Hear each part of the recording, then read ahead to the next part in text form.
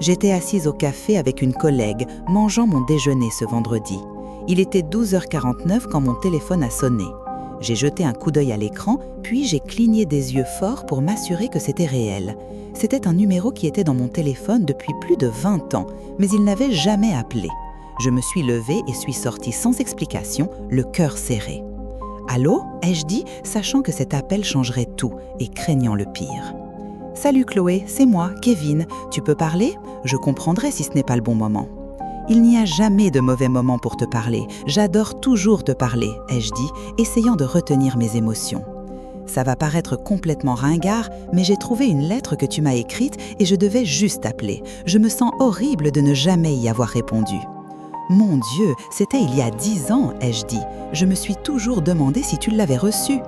Oui, et je voulais répondre. J'ai continué à repousser et, maintenant ça fait 10 ans. Ces dernières semaines, tu as été dans mes pensées et aujourd'hui, j'ai trouvé la lettre et je n'ai pas pu m'empêcher d'appeler. Je suis contente que tu aies appelé, je pense à toi tout le temps, ai-je dit. Vraiment ? Bien sûr, ai-je répondu. Écoute, je suis vraiment désolée de ne pas avoir répondu avant. Quand j'ai lu ta lettre aujourd'hui, j'ai pu y entendre la tristesse que je n'avais pas remarquée il y a 10 ans. J'espérais ne pas entendre de tristesse dans ta voix aujourd'hui, mais c'est le cas et je suis tellement désolée de ne pas t'avoir contacté à l'époque. Mais tu l'as fait maintenant et ça compte plus pour moi que tu ne pourras jamais l'imaginer. Ce n'est pas assez, pas pour toi. Si je pouvais remonter le temps, j'appellerais dès que je l'aurais reçu. Si je pouvais remonter le temps, je retournerais à la nuit où je t'ai rencontré et je referais tout, mais en mieux cette fois. Il inspira profondément et soupira. Je ne sais pas quoi dire à ça. Je ne m'attendais pas à ce que tu me dises quelque chose comme ça. Pourquoi pas ? J'ai gardé tellement de choses en moi ces 25 dernières années et je ne veux plus le faire. Je ne veux plus me demander ce que tu ressens pour moi. Je veux savoir. Même si ça fait mal, je veux savoir. « Hé, on doit y aller, j'ai payé ton déjeuner » dit Manon, me regardant d'un air renfrogné. « Je dois retourner travailler » ai-je dit. « J'ai entendu » répondit-il. « Je peux t'appeler ce soir ?»« Je t'attendrai » ai-je dit. « Bien, à ce soir alors » dit-il. J'ai pris une profonde inspiration et je suis montée dans la voiture. « Tiens, le reste de ton déjeuner, je leur ai demandé de le mettre dans un doggy bag » dit Manon. « J'espère que cet appel était important. Tu n'as pas commandé le plat du jour et ton déjeuner était bien plus cher que le mien. » J'ai sorti un billet de 20 € de mon portefeuille et je l'ai jeté sur ses genoux. « C'est suffisant ?» ai-je demandé, sachant que mon déjeuner coûtait moins de la moitié. « Oui, c'est suffisant » dit-elle. J'ai fait face à la fenêtre le reste du chemin jusqu'au bureau. L'après-midi a traîné sans fin. À 16h45, Lindsay a passé la tête dans mon bureau et a dit « Tu viens prendre un verre avec nous ?»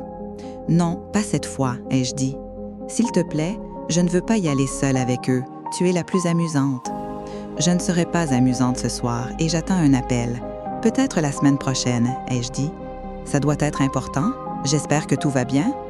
Je pense que oui, pour la première fois depuis longtemps peut-être, ai-je dit. Si tu as besoin de parler à quelqu'un, je suis là, dit-elle. J'y penserai, ai-je dit. Curieuse, n'est-ce pas, ai-je pensé. Quand 5 heures sont finalement arrivées, toutes mes affaires étaient déjà emballées. J'ai pointé et je me suis glissée par la porte latérale, réussissant d'une manière ou d'une autre à éviter tout le monde. J'espérais que c'était un bon signe. Je suis rentrée chez moi et me suis changée en pantalon de survêtement et t-shirt, puis je me suis regardée dans le miroir. Non, ai-je dit à voix haute, je vais m'habiller comme s'il allait pouvoir me voir. J'ai trouvé ma robe préférée. Elle était bleue avec un imprimé de fleurs tropicales partout. J'ai relevé mes cheveux en un joli chignon, puis j'ai enfilé une paire d'escarpins. Quand je me suis regardée à nouveau dans le miroir, j'ai souri. J'ai ouvert le réfrigérateur, mais l'ai refermé presque immédiatement. Il n'y aurait pas de dîner ce soir. Peut-être une margarita, juste une, ai-je pensé.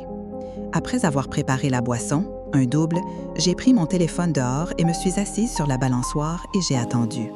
Il n'a pas appelé avant 19h et j'ai pris une autre boisson. « Salut » dit-il. « Salut » ai-je dit. Il y eut un silence inconfortable qui dura plusieurs minutes. « C'est à ton tour de parler » ai-je dit. « Je sais, et je sais ce que je veux dire, mais une fois que je l'aurai dit, dit-il. Tu ne pourras pas le retirer, je sais. Je vais commencer. Kevin, cette nuit-là sur le parking de la station-service, quand tu es sorti de ton camion, c'était comme être frappé par la foudre. C'était surréaliste, comme quelque chose sorti d'un film. INX6 jouait à la radio, Never Tear Us Apart.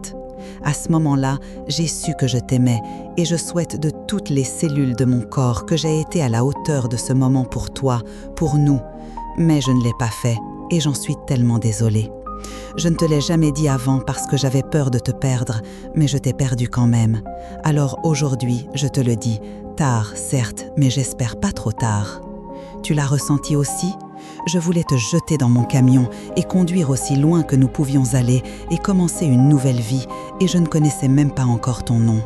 J'ai pensé que si je te disais ça, tu penserais que j'étais fou, alors je ne l'ai pas fait, dit-il. Au lieu de cela, tu as dit « Tu es une gentille fille et je suis un salaud. Nous sommes juste amis, compris ?» Et j'ai hoché la tête et j'ai accepté, alors que tout ce que je voulais vraiment, c'était t'embrasser. « Je voulais t'embrasser aussi, dit-il. »« Mon Dieu, nous étions stupides, ai-je dit. C'est un euphémisme. J'ai l'impression d'avoir gaspillé chaque jour depuis sans le passer avec toi. »« Moi aussi, ai-je dit. »« Où es-tu » demanda-t-il. « Chez moi, ai-je dit. »« Où est-ce ?»« Oh, pardon, Lyon, ai-je dit. »« Je suis toujours à Marseille, dit-il. » Nous sommes restés tous les deux silencieux pendant longtemps. « Si je rentrais à la maison, tu aimerais ça ?» ai-je dit, hésitante. « J'adorerais que tu rentres à la maison. J'ai une chambre d'amis. Nous pourrions prendre le temps, si tu voulais. Pourrais-je vraiment faire mes valises et partir, quitter mon travail et y aller ? Qu'est-ce qui me retenait vraiment ici ? Rien du tout, ai-je pensé. Je vais commencer à faire mes valises ce week-end et donner ma démission lundi, ai-je dit, si tu le penses vraiment. Je le pense vraiment, je n'arrive pas à croire que c'est réel, dit-il. Les 2 prochaines semaines vont être si longues. Tu veux que je vienne t'aider ? Je ne sais pas, ai-je dit. J'ai besoin de trier toutes ces affaires et de décider quoi prendre et quoi jeter. J'ai tellement voulu rentrer chez moi depuis si longtemps et je ne me suis même pas permis de le ressentir. Je ne sais pas pourquoi je suis restée ici après mon divorce. Il n'y a rien ici. Eh bien, c'est toi qui décides. Si tu veux que je vienne, je viendrai. J'ai hâte que tu sois là, dit-il. Je nettoierai cette chambre ce week-end. Quelle est ta couleur préférée ? Je peindrai la chambre pour toi, dit-il. Prune, ai-je dit. Prune alors, dit-il. J'espère que je ne me réveillerai pas et que tout cela n'aura été qu'un rêve. Si c'est un rêve, j'espère ne jamais me réveiller, ai-je dit. Ce n'est pas un rêve, c'est réel, je te le promets.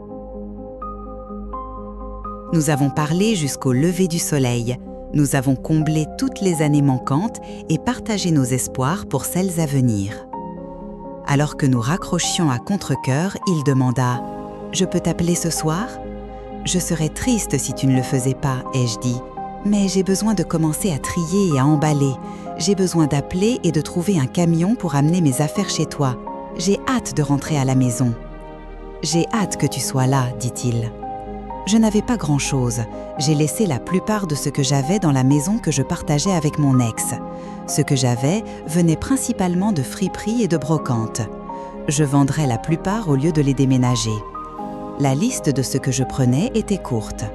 À part mes vêtements, je prenais le lit en fer que j'avais trouvé chez un antiquaire, ma pendule ancienne, mon bureau, ma chaise à bascule et mon équipement de camping. Le reste irait à une brocante le week-end prochain et tout ce qui resterait irait à Emmaüs.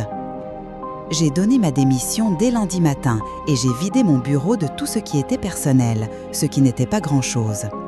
Puis j'ai ajouté les choses que je vendais au groupe Facebook local de brocante. Au déjeuner, j'ai été assaillie de questions auxquelles j'ai répondu aussi vaguement que possible. Cela me rendait ridiculement heureuse pour une raison quelconque. Peut-être que partager chaque détail de sa vie sur les réseaux sociaux est surfait, ai-je pensé. Dès mercredi, tous mes meubles étaient vendus et une grande partie des autres affaires aussi. J'ai donné tous mes ustensiles de cuisine à un homme qui divorçait et n'avait rien. Cela signifiait que je pouvais annuler la brocante et me concentrer sur l'emballage. Kevin et moi parlions plusieurs fois par jour.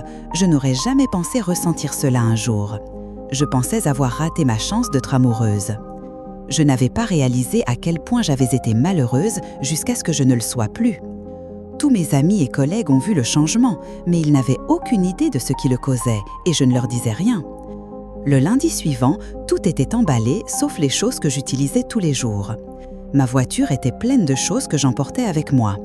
Chaque jour, je sentais plus fortement que je faisais la bonne chose et j'avais hâte de commencer le prochain chapitre de ma vie. Le camion devait arriver le jeudi matin. Je prévoyais de me déclarer malade pour jeudi et vendredi. Il faudrait 2 jours au camion pour arriver à Marseille. Il n'était autorisé à conduire que 8 heures. Je partirais peu après le camion. Ils y seraient jeudi soir. Mardi et mercredi semblaient durer une éternité. Je n'arrivais pas à croire à quel point ma vie avait changé en un peu plus d'une semaine.